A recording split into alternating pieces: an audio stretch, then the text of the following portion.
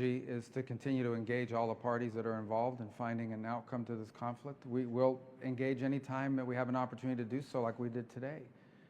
I echoed what the President has said, both disappointment and frustration at the lack of progress in peace talks or in a path forward. So we'll continue to engage. We shared some ideas and comments, which I'll take back to Washington as early as this evening in terms of calls and reflected, and perhaps there's something to build on there. So, but it was a frank conversation. It was an important one. We had it, and we talked about some other items as well and related to the war in Ukraine, but that was obviously the first and foremost topic that we discussed. And look, the President's been pretty clear. He's disappointed and frustrated that there's not been more flexibility on the Russian side to bring about an end to this conflict. We hope that can change. And we're going to continue to stay involved where we see opportunities to make a difference. Without speaking for the foreign minister, which I know you don't want to do. Which foreign minister? This, Sergei Lavrov, yes. Yeah, without speaking for him, did you get the sense that they're moving towards flexibility? Or yeah, I'm not going to characterize our conversation other than to tell you that I expressed what the President has said publicly, which is that we feel as if we've dedicated a lot of time and energy to this matter, and just not enough progress has been made. We need to see a roadmap moving forward about how this conflict can conclude. And then we shared some ideas about what that might look like, and obviously I'll take that back.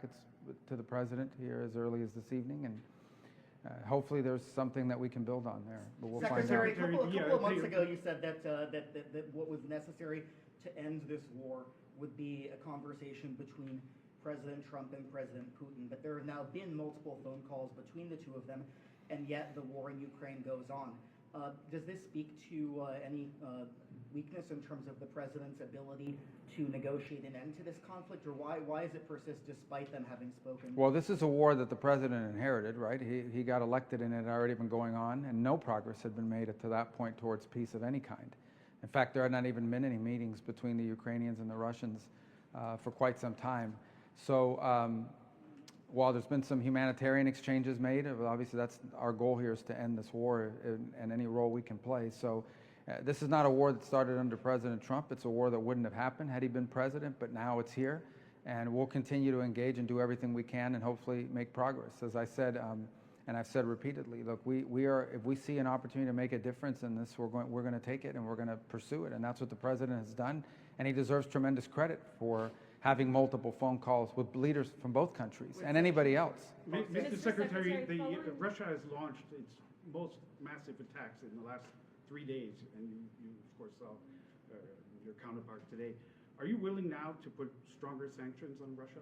Well, the President has said that that's an option that's available to him, both under existing authorities, but primarily if the Senate and the House can pass legislation that gives them the opportunity to do that. So we've been engaging with Congress on what that bill would look like. Obviously, the President needs flexibility on how those sanctions would be applied and when, because it gives them maximum leverage in any conversation and negotiation. So he has talked about that as being a real option, and now obviously we've been engaging with the Senate in particular over the last week on what that bill will look like, and the leaders of both chambers have said that they're prepared to begin to move forward on that. We've expressed this to the Russians weeks ago. We told them that the moment would come where something like this could happen, and we'll continue to express it because that's the reality. But has the moment come, or not yet? Well, again, that's the President's decision to make. He's frustrated by the fact that more progress has not been made. Mr. Secretary, there were reports earlier this week that you and the President were unaware that the Pentagon had made a decision to at least temporarily halt the arms shipments to Ukraine. What's your take on that decision by the Pentagon, and what is your general take? Well, I think that that decision unfortunately was mischaracterized. It was a pause pending review on a handful of specific type munitions. That, frankly, is something that is logical that you would do, especially after an extended engagement that we saw both in defense of Israel and in defense of our own bases. And so it was a very limited review of certain types of munitions to ensure that we had sufficient stockpiles.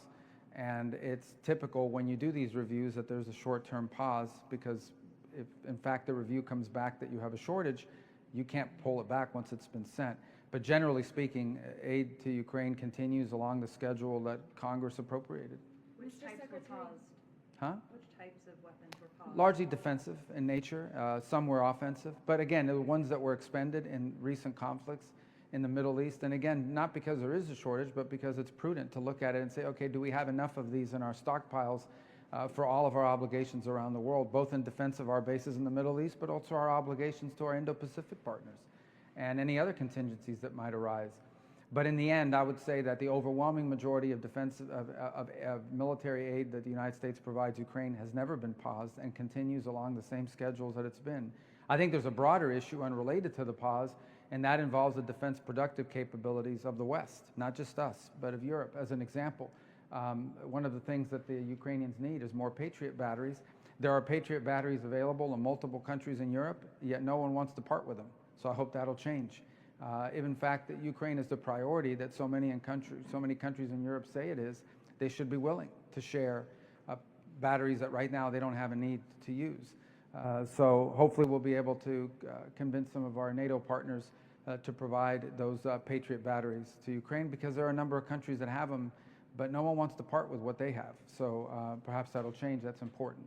Mr. Secretary, you mentioned wanting to see a roadmap for how this conflict can conclude. What concrete ideas have you presented, and how did Russia respond in this meeting? Well, again, these things are best negotiated. I don't want to in private, and that's how these things generally work. There were some ideas exchanged today, some viewpoints that they expressed to us that I'll take back to the president for his consideration, and hopefully it will lead to something. I don't want to overpromise. I mean, again, as I said, this is a conflict that's been going on now for over 3 years, and as has already been pointed out by one of the questions here, we've seen an acceleration of attacks.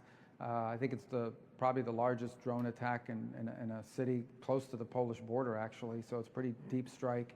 And again, I mean, it's every time you see this in the headlines and people die, it reminds you of why the president wants this war to end. As he has said from the beginning, his number one interest here is to stop people from dying and the destruction that's ongoing every single day. They're going to be having a conference, maybe it starts today if I'm not mistaken, about reconstruction and the rebuilding of Ukraine. Every time one of these strikes is launched, the price of reconstruction goes up, right? There's also the destruction of the country's capabilities, the country's economic capabilities that has to be added to this. But obviously the loss of life is something of great interest to the president. It's important to note that since January of this year, as an example, just to give you on the Russian side, they've lost 100,000 soldiers, dead. Not injured, I'm talking about dead. And on the Ukrainian side, the numbers are less, but still very significant. And so the president doesn't like wars. He thinks wars are a waste of money and a waste of lives, and he wants them to end. And he's going to do everything he can within his power to end this war and any other war he has a chance to end, as you've seen in the past. And so we're going to continue to work at it. We understand that these things take time and patience, but obviously we're also frustrated that more progress has not been made. And hopefully based on today and in the days to come, we'll have more clarity about what exactly the Russian position and priorities are in this regard, and can begin to make some progress. But it's been difficult, as you've seen. China's been supporting Russia. Will you meet with your Chinese counterpart here this week Maybe. to speak to him about Yeah, I think that? we're working on that. Maybe we'll meet, and obviously we'll talk about it. I think the Chinese clearly have been supportive of the Russian effort, and I think that generally they've been willing to help them as much as they can without getting caught. But people in Europe and other parts of the world have noticed. But in the end, this peace, if it's possible and doable, will happen between Ukraine and Russia, and we're willing to do whatever we can to help bring it to an end. Can I ask an ASEAN question? A what? An ASEAN Yeah, question. of course. That's why we're here, right? Can I ask you one more quick question?